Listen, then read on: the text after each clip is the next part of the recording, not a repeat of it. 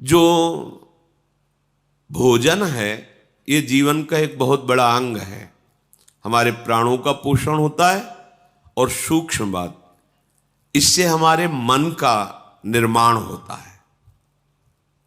अगर हम अपवित्र भोजन, गंदे विचारों से युक्त बनाया हुआ भोजन, अधर्म के द्वारा कमाए हुए धन से भोजन, तो वो हमारे मन को वासनामय कर देगा, मलिन कर देगा और बुद्धि को निर्णय ठीक करने की शक्ति का अपहरण कर लेगा।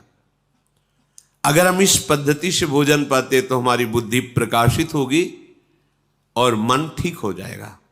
वैसे भी ग्रामीण कहावत में भी जैसा खाए अन्न वैसा बने मन, इसका बहुत बड़ा प्रभाव पड़ता है।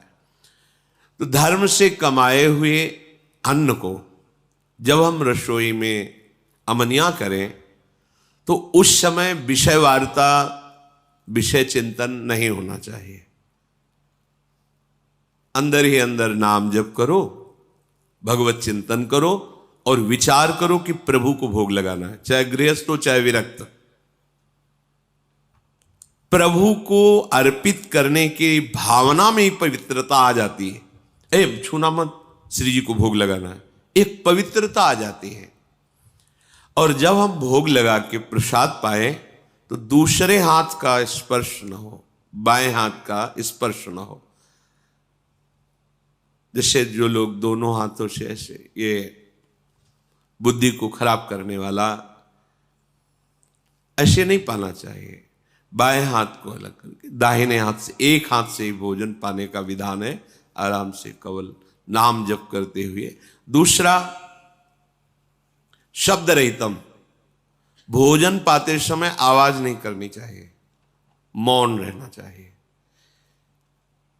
नाम जप करो अंदर से, कोई पद चला लो, शांत हो जाओ। भोजन परोसने वाला रोटी रख दी, हल्ला मचा के ये ऐसा नहीं। वो जब आपके सामने परोसने आ रहा है, वो जो दे रहा है आपको आवश्यक है, ले लीजिए। नहीं आ रहा है, जितना आया है राधे श्याम पाली। गृहस्थी में तो स्वयं आपने बनाया, भोग लगाया, आराम से बैठ के नाम जप करते हुए पाइए।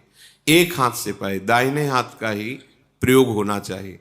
दोनों हाथ स्पर्श होने से फिर वो अपनी बुद्धि को मलिन कर देगा, ऐसा शास्त्रीय सिद्धांत है। पात्र में एक ही हाथ का स्पर्श होना चाहिए। ऐसे प्राय जो लोग सत्संग नहीं करते, साधु सेवन नहीं, वो दोनों हाथों से ऐसे नहीं पाना चाहिए, शास्त्र निषेध। तो भोजन भगवत चिंतन करते हुए बनाएं, प्रभु को अर्पित करें और जब प्रसाद पाए तो मौन रखें। उस समय प्रसाद के समय बोला नहीं जाता, बातचीत ये वो ऐसा नहीं। किसी की तरफ देखो मत, अपने प्रसाद की तरफ देखो, सावधानी रखो। एक एक कवल में भगवत नाम जप, राधा राधा राधा। उससे क्या होगा, आगे कह रहे हैं, क्षमस तारणाय वही, अपने को तारने की और दूसरे को भी तारने की बुद्धि उसके अंदर प्रकट हो जाती है। हम लोगों की आज जो बुद्धि मलिन है ना, मनमानी आचरण करने का आदेश कर रही है, उसका कारण यही है। बहुत तरह से हम अपनी बुद्धि को अपवित्र करते रहते हैं। आहार पूरे जीवन का आधार है। भोजन ठीक है तो सब ठीक हो जाएगा। भोजन धर्म युक्त कमाए हुए धन से भगवत चिंतन करते हुए रसोई में अमनिया करके, भगवत अर्पित करके, प्रसाद स्वरूप मौन धारण करते हुए, नाम जप करते हुए प्रसाद को एक हाथ से पाना। इससे क्या होगा, कह रहे हैं, सा क्षमस तारणाय वही, वो अपने को भी तारने में समर्थ है और दूसरे को भी तारने में समर्थ हो जाएगा। क्या होगा, उसकी बुद्धि भगवत परायण हो जाएगी।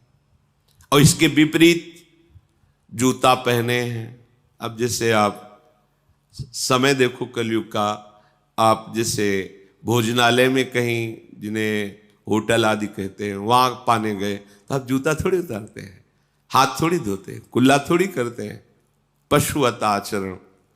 ऐसे ही जूता पहने हुए, ऐसे ही क्या कैसा बना हुआ है, कोई निर्णय नहीं, तो बुद्धि कहाँ जा रही है। देखो ना, केवल धर्माचरण की तरफ बुद्धि जा रही, शास्त्र युक्त इंद्रियां शांत, भगवत चिंतन परायण, धर्म युक्त चेष्टाएं, ये सब केवल कहने में रह जाती, जीवन में आचरण में नहीं आ पाती, क्योंकि आहार विहार ही ठीक नहीं है। यही मूल है। बड़े बड़ी पवित्र बुद्धियों को भी आहार दूषित जाने पर भ्रष्ट आचरण हो गया। आहार बहुत बड़ा बल रखता है।